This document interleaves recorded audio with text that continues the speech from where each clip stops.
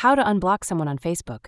Hey guys, in today's video, I'm going to show you how to unblock someone on Facebook. So make sure to watch this video till the end and let's get started.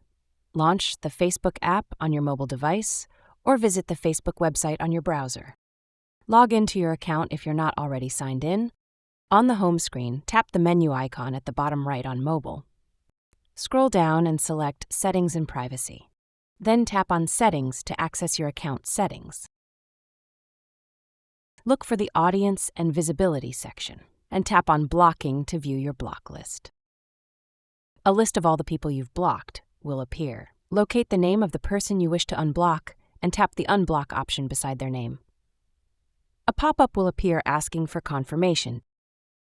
Tap Unblock again to finalize the process. The person is now unblocked, and you can send them a friend request or interact with their profile depending on your privacy settings.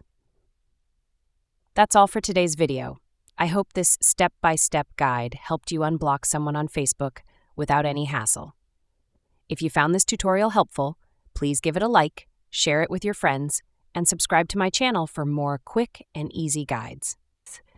Thanks for watching, and I'll see you in the next video.